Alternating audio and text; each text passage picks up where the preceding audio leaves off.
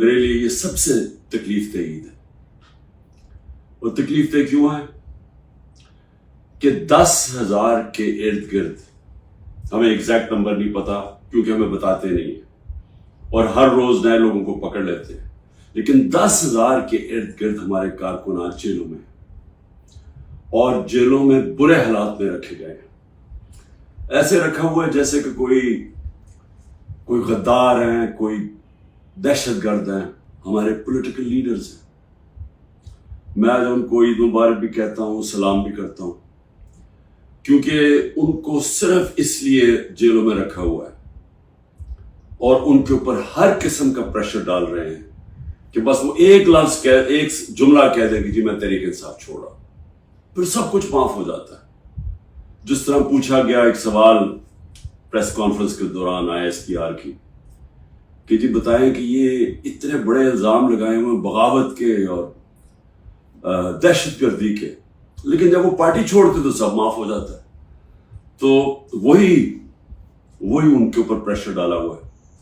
تو میں آج ان کو سلام بھی کرتا ہوں. ہمارے خاص طور پہ جو خواتین، ابھی تک 50 خواتین صرف لاہور کے جیل میں، 16 لوگ ہمارے شہید ہوئے، گولیاں ماری گئی ان کو 9 مئی کے بعد.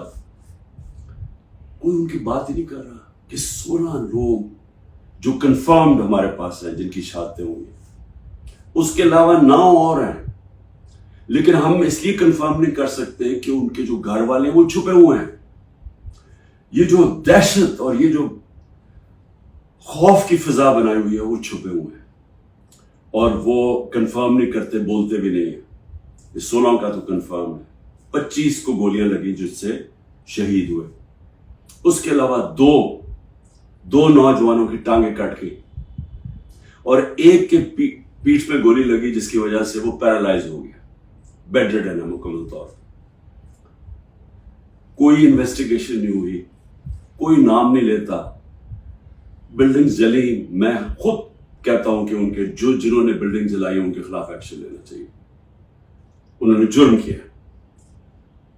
لیکن کوئی بات کرے گا کہ کون سے ملک کے اندر آپ 25 لوگوں کو گولیاں مار دیں، 50 اور کو گولیاں لگیں، 50 کو اور گولیاں لگیں، لیکن آپ 25 لوگوں کو قتل کر دیں اور ایک کے پاس فائر آرم نہ ہو. چلیں یا تو ہونا کہ کسی پولیس والوں کو گولیاں لگی، کسی کو گولی نہیں لگی، کیونکہ جب بغاوت ہوتی ہے تو وہ ہاتھوں سے نہیں بغاوت ہوتی.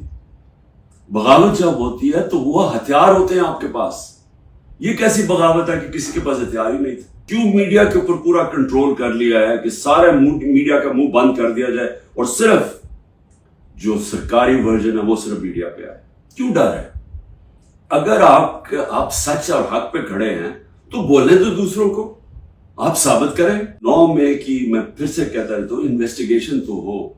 میں یہ کہتا ہوں کہ چلے ملٹری کورٹس کر دیں، چلے عمران خان کو آپ یہ ان عدالتوں میں نہیں، ملٹری کورٹس پہ جائیں، لیکن اس ملٹری کورٹ کے اندر مجھے موقع ملے، ٹیلی وائز ہو، سب کو پتا چلے، مجھے اپنا موقف پیش کرنے کا وقت دیا جائے.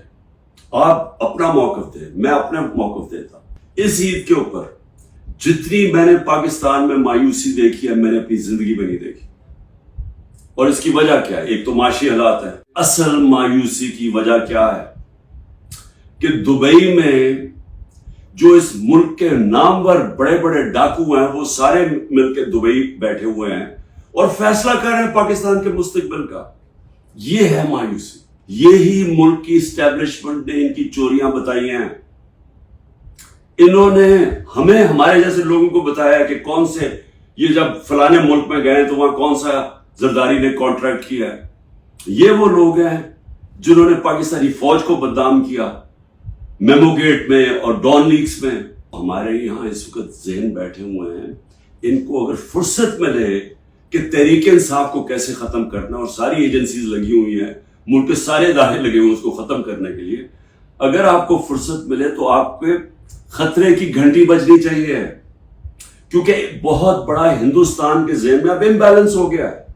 وہ ہمارے سے اپنے آپ کو بہت زیادہ طاقتور سمجھتے ہیں اور اگر ہمارے ریزروز 4 ارب ڈالر سے بھی کم ہیں تو ان کے کوئی 500-600 ارب ڈالرز کے ریزرو پڑے ہوئے ہیں. ان کے ٹیکنالوجی کے اندر وہ بڑی تیزی سے آگے جا رہے ہیں, اور انہوں نے جو کانٹریکٹ کر لیے ٹیکنالوجی میں, نیوکلیر پروگرام میں, سوچ لیں کہ آگے وہ کدھر جا رہا ہے اور ہم کدھر پھنسے ہوئے ہیں. ہم پھنسے ہوئے ہیں کہ ایک پارٹی کو انجینئر کر کے تو ایک پولیٹیکل انجینئرنگ ہو جائے, کھچڑی پک جائے, اس پارٹی کو اتنی ووٹ, اس کو اتنی دے, اس کو تاکہ وہ سارے کنٹرول ہو جائیں اور اوپر بادشاہ سلامت ان کو کنٹرول کر سکے. سارے ملک کو سوچنا چاہیے, جس کی وجہ سے میں بار بار کہتا ہوں کہ میں اپنے لیے نہیں بات کر رہا, میں اپنی قوم کے لیے کہہ رہا ہوں کہ بات کریں. اس وقت جو اس وقت پاور تو اسٹیبلشمنٹ کے پاس ہے, ان کے پاس کیا پاور ہے؟ جب بھی الیکشن ہوگا میرا چیلنج ہے تحریک انصاف جیتے گی. اور میں قوم کو کہنا چاہتا ہوں کہ یہ جو ظلم ہو رہا ہے اس وقت, اپنے ذہن میں ایک چیز تیار کرنا کہ کبھی آپ نے خوف اور ظلم کی غلامی نہیں کرنی. میری نظر میں یہ شرک ہے. میں ہر قربانی کے لیے تیار ہوں.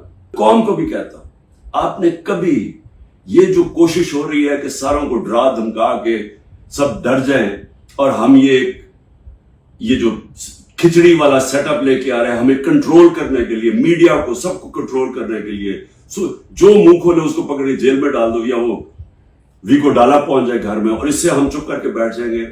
میں اپنی قوم کو کہنا چاہتا ہوں, آپ کو بھی, میں بھی تیار ہوں ہر قربانی کے لیے, آپ کو بھی تیار ہونا چاہیے.